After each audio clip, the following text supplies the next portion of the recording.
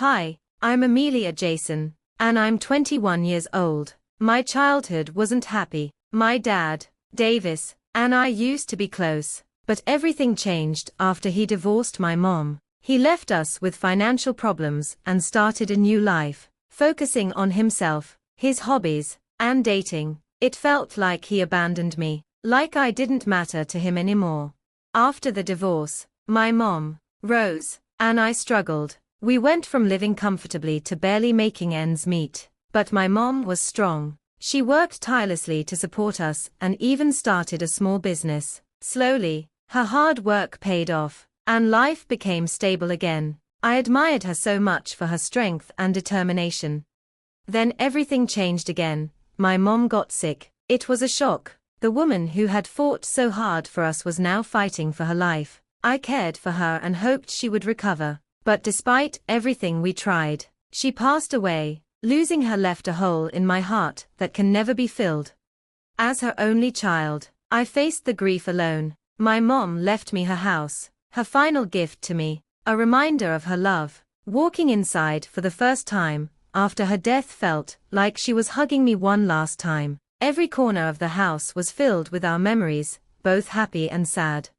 What hurt most was that my dad and his new wife, Sarah, didn't even come to the funeral. It was as if he had erased my mom from his life completely. I was furious. How could he ignore her memory and my pain? Months passed, but the grief stayed. I tried to find comfort in the house and my memories, but everything reminded me of what I had lost. Slowly, I tried to make the house my own, though it wasn't easy. Then one day, completely out of the blue, my dad showed up at my doorstep. It had been months since the funeral. He acted like nothing had happened. When I opened the door, our eyes met. He looked nervous, maybe even guilty, but tried to smile. "Hey, Jason, can we talk?" he said, his voice soft, almost apologetic. But I wasn't convinced. Anger boiled inside me. "Don't pretend, Davis, I'm not buying it," I snapped. "You left us to struggle while you lived in luxury. Now you show up like nothing's wrong." His face darkened. "You need to respect me," he said firmly. I laughed bitterly. "Respect is earned. You lost mine the day you abandoned us. You don't get to demand it now." As we argued, Sarah stepped out of their shiny car and walked toward us. Seeing her only fueled my anger, reminding me of the life he chose over his family. "What do you want, Sarah?" I said coldly. "You couldn't even come to my mom's funeral. But now you show up." She hesitated. We were busy, Jason. We had commitments." Her excuse made my blood boil.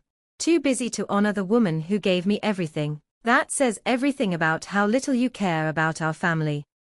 Anger and frustration boiled inside me as I stared at my dad and Sarah standing in my doorway. They hadn't changed at all. Still the same selfish people, flaunting their wealth and living in luxury, while leaving me and my mom to struggle. Now they were here, acting like they belonged in my home, as if nothing had ever happened.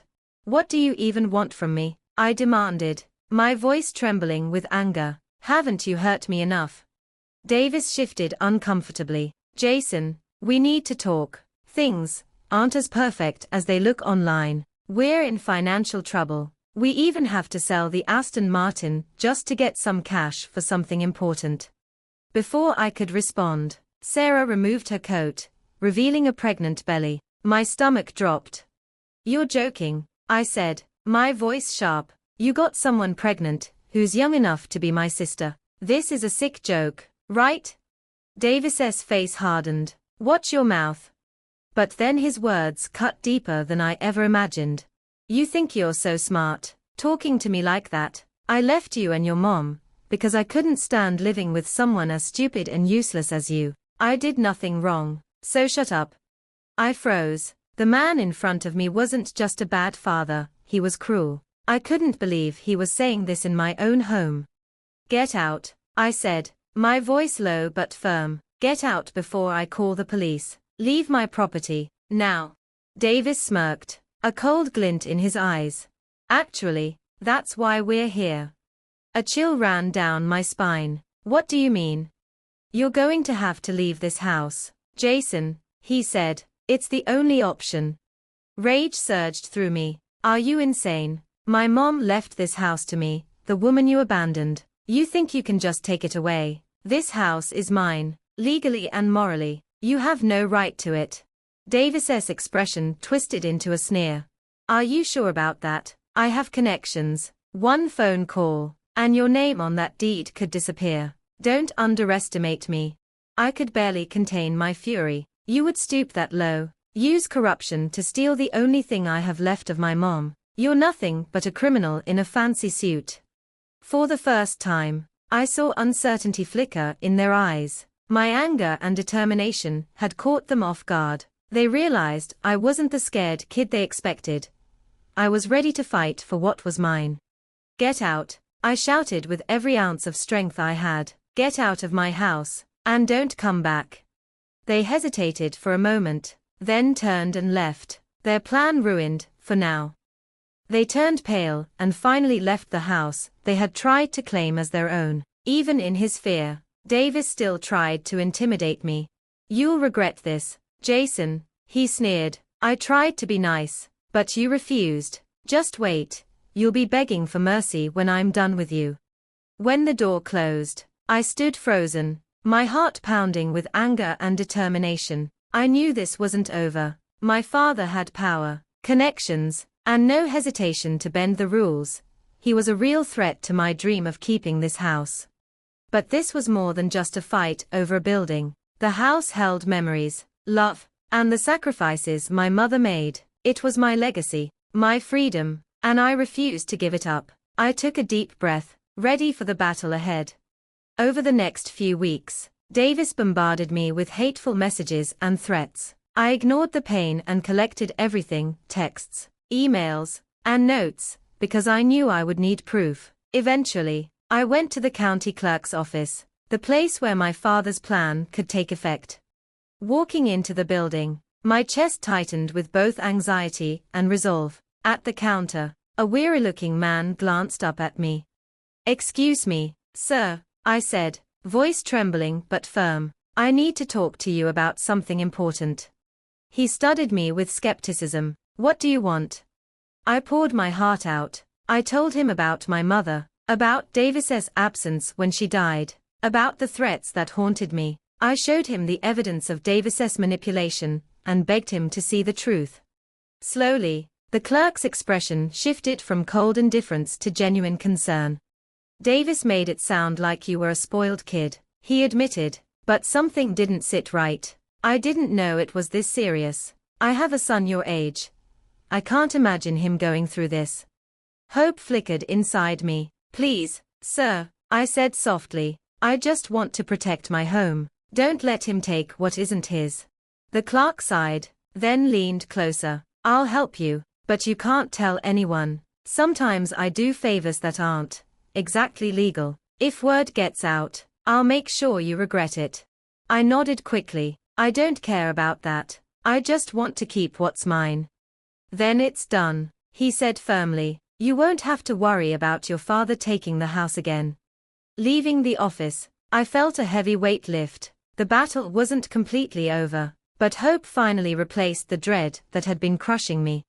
Later, I went to my father's house. It looked abandoned, furniture gone, windows dark. When Davis finally opened the door, he looked wrecked, unshaven, exhausted, and furious. "What do you want?" he snarled. "I just came to tell you," I said, standing my ground. "The house is mine. You can't make me leave, so stop trying." "Like hell you are," Davis roared, his face flushing crimson. "I'm your father. I get to decide what happens here." "You?" I spat, anger rising in my chest. "You're no father to me. You're just a parasite who shows up when it's convenient." His sneer deepened. "We'll see about that. I always get what I want." I smiled, letting the moment linger. "Not this time. I've already spoken to the county clerk. And guess what? He's on my side. I have the papers right here. The house is mine." Shock spread across Davis's face like a slow-motion car crash. His lips trembled, and for once, he had no words. I couldn't resist letting a laugh escape, it felt like victory. You can't tell anyone I tried to help you, he stammered, his voice dropping to a desperate whisper. If word gets out, we'll both be in trouble. I shrugged, my grin sharp. Looks like you and Sarah need to start house hunting.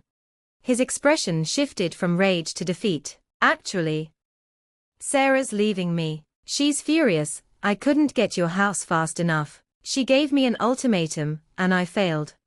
I raised an eyebrow. Tough break. Sounds like your problem, not mine. His voice cracked. Jason, please, let me stay here. I can't take it anymore. Sarah's demands are relentless. I haven't slept or eaten properly in weeks, and everything's falling apart. I need somewhere to go. I laughed, cold and sharp. You're still acting like a spoiled child, and you want me to save you. No chance. Try a homeless shelter, maybe they'll pity you. Davis's face twisted with bitterness. You're heartless. You'll regret this, Jason. I met his glare without fear. No, Davis, I'm done being scared of you. You're getting exactly what you deserve. Karma's catching up, and it's not my problem anymore.